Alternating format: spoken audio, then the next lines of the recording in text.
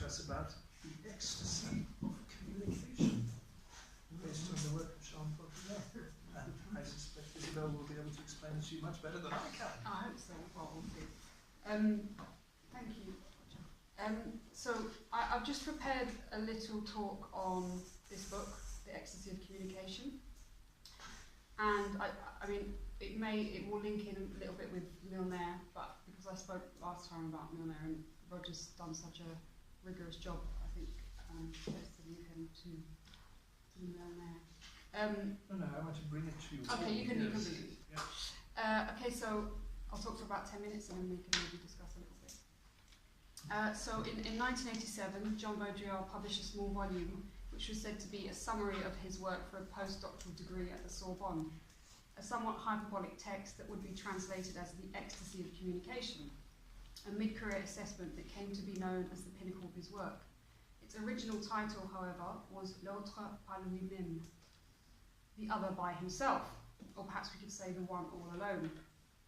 The text foregrounds his notion of the obscene in a world where communication is incessant and alienation replaced by over-proximity. The ecstasy of communication for Baudrillard entails the replacement of sex with pornography, hysteria by schizophrenia, and subject by object. It's not difficult to see the parallels with the work of the contemporary Lacanian clinic of ordinary psychosis, and indeed not surprising that a leading thinker and philosopher who at the time was considered outrageous and even slightly ridiculous would have in fact hit the nail on the head for the direction civilization was going before anyone else realised it. Of course, when Baudrillard wrote this text, there were no smartphones or the internet, but he had already started to think about the replacement of the scene and the mirror with the screen and the network. While some of his ideas had to rely on wild speculation about the imminent forms of technology and the production of even more ingenious Lathuses, he nevertheless had a unique capacity for envisaging the psychoanalytic dimension of these changes, even though he wouldn't have called them psychoanalytic. For example, TV was for him the focus of much of his critique, which to the contemporary ear sounds almost quaint. However, his insights about how we interact with the screen, now a digital as opposed to analog one, were extremely prescient and are more pertinent than ever. At least, unless we forget, he predicts the self-driving car, which would, quote, inform you spontaneously of its general state and yours, eventually refusing to function if you're not functioning well. The communication with the car becoming the fundamental stake, perpetual test of the presence of the subject vis-à-vis his object, an uninterrupted interface, unquote. And perhaps slightly hyperbolic confluence of subject and technology, which was so characteristic of the theory of the 80s and 90s, but nevertheless it predicted a logic which is slowly and stealthily coming into view, as anyone paying attention to developments in AI and biotechnology will, I'm sure, agree. Interestingly, Baudrillard hints at a sort of version of the elethosphere, that realm of individualized and formalized truth-making that Lacan had coined in Seminar 17 almost two decades earlier, also with reference to astronauts. This is what Baudrillard called private telematics, where each individual sees himself promoted to the controls of a hypothetical machine, isolated in a position of perfect sovereignty at an infinite distance from his original universe. That is to say, in the same position as the astronaut in his bubble. Unquote. He remarks furthermore that the elevation of the domestic universe to the celestial metaphor that is evident in the two-room kitchen-bathroom unit in the last lunar model marks the end of metaphysics and the beginning of hyper-reality. The satellisation of the real itself, he says.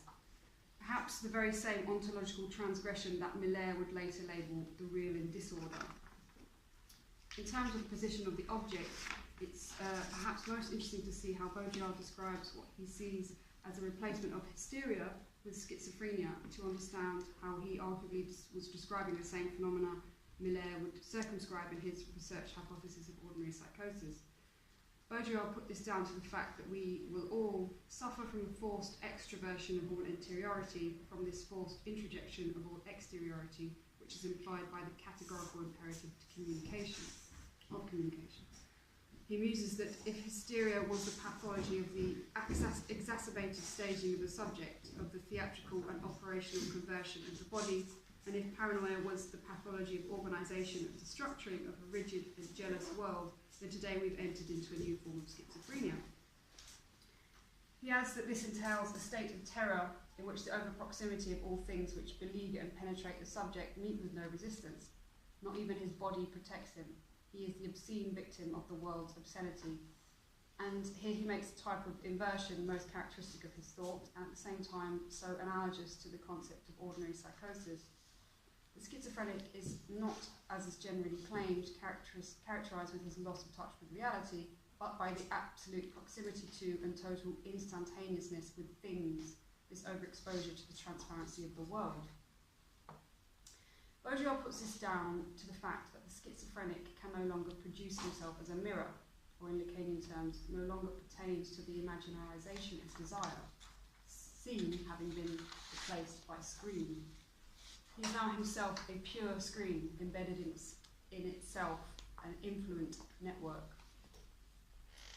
It's interesting to note that in 1988, nearly a year after this was published, Miller would publish in English the Extimite essay, which articulates the logic of the Lacanian unconscious and indeed the Lacanian organon in general as precisely this extroverted interiority.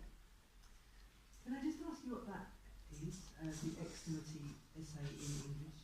What is it? Ecstasy? In English? Yeah, yeah. It was published in 1988 in Prose Studies. I think it might be available via the Lacanian Inc.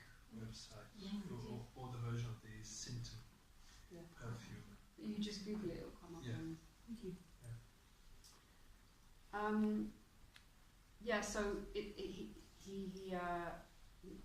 makes the analogy between the logic of the Lacanian unconscious and indeed it's a whole project as being this extroverted interiority. This is where he goes through the logic of ecstasy as kind of underpinning the whole of Lacan's work. And he even have lots of little diagrams for it too, so it's in that essay. What Baudrillard seems to be getting at is the way that the body is disintegrated by the over-proximity and incursion of the object, which, as a clinic knows only too well, is not limited to futuristic visions of cyborg civilization. On the question of the body, one of the most acute insights of this text is Baudrillard's explanation of the transition of sexuality to pornography, and how this prefigures an ontological question for the subject.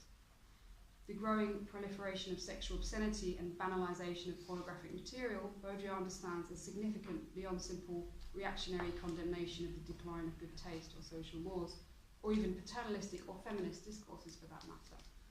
To quote him, "The uncertainty of existing and consequently the obsession with proving our existence prevail over desire which is strictly sexual." What does he mean by this? He alludes to the need to speak to becoming more urgent when one has nothing to say. In Lacanian terms, the jouissance of the signifier prevails over the constant metonymic slippage of meaning and becomes the mode of survival for the subject. One speaks to prove one is still here. This is the same for the sexual act and the very logic of the explicit. To make something explicit, after all, is to leave one in no doubt. He puts it, perhaps our true sexual act consists in this, in verifying to the point of giddiness the useless objectivity of things. Sexuality, according to Baudrillard, is a ritual of transparency, where once it had to be hidden, sexuality hides what little remains of reality. Curiously, it's the discourse of science that is held responsible for this urgency to reclaim one's objectivity. Far from inspiring hubris in the contemporary subject, Baudrillard believes it demotes him to a mere functionary of the book of life. That's to say, the discourse of genetics that was emerging into the general consciousness at the time. He writes, "The religious, metaphysical, or philosophical definition of being had given way to an operational definition in terms of the genetic code, DNA, and cerebral organisation, the informational code of billions of neurons. The reduction of being to code, cells, and neurons naturally forced us out of any humanistic conception of the subject, and as we now know, came to prefigure the critical move towards post-humanism that would come to dominate strands of French theory in his wake. But what Baudrillard put his finger on was precisely the real that was at stake in the overwriting of the existential with neurobiological and computational discourse, which is in Lacanian terms, of course, the non-existent sexual relation. Not surprising then that he concludes that we must replace a theory of production, or what could be called an ontology, with the theory of seduction. Seduction is not the opposite of production, he warns, however, but rather seduces production, as does absence seduce presence, evil seduces good, and the feminine seduces the masculine. It's notable, however, that here Baudrillard accuses psychoanalysis of failing to see the seductive nature of neurosis. It is, he says, because seduction is not of the order of fantasy, repression, or desire. He goes on to criticise Freud's famous reading of Jensen's Gravida and his reduction of Hanold's fantasies of the mysterious woman in Pompeii to the order of repressed childhood formations of the unconscious. What he calls a fine example of the disenchantment with interpretation. It's perhaps a shame that Baudrillard did not consider the Lacanian post-Oedipal paradigm when he blanketly condemned psychoanalysis in its Freudian form. But again, here the parallels are evident between Baudrillard's visionary ideas about the seduction of the signs and the contemporary Lacanian clinic's eschewing of interpretation of symptoms in favour of equivocation of signifiers. In the society of the spectacle, it is the secret, then, that is the only thing left as object cause of desire. In a passage which could have come straight from Lacan, albeit slightly less obscurely put, he writes, "In an amorous seduction, the other is the locus of your secret. The other unknowingly holds that which you will never have a chance to know. The other is not, as in love, the locus of your similarity, nor the ideal type of what you are, nor the hidden idea of what you lack. It is the locus of that which eludes you, and whereby you elude yourself and your own truth." For Baudrillard, seduction is the last defence against the oncoming age of simulation, artifice, surveillance, computation, and ever more sophisticated methods of biological and molecular control. He asks, how does one disguise oneself? How does one dissimulate oneself? How does one parry in disguise, in silence in a game of signs, indifferent in a strategy of appearance? He affirms it is not the desire of the subject anymore, but the destiny of the object which we must be attentive to. For Baudrillard, in the age of hyperreality, where simulation becomes more real than the real, we are in a permanent ecstasy. The ecstasy of the social, the masses, we could update as social networks and media, the ecstasy of the body, obesity, we could refine to body modification, the ecstasy of sex, obscenity, of violence, permanent terror, and of information, AI and simulation. Hence, things themselves have transgressed their own limit. Baudrillard urges us to be stoic. If the world is fatal, let us be more fatal. If it is indifferent, let us be indifferent. We must conquer the world and seduce it through an indifference that is equal to the world's. Baudrillard implores us to withdraw from the scene in order to make it more difficult for the world to swallow us up. In a sense, we must play hard to get. If the transparency of things is a constant, obscene display of objectivity, we must not be one of these things. What is there left to do but disappear?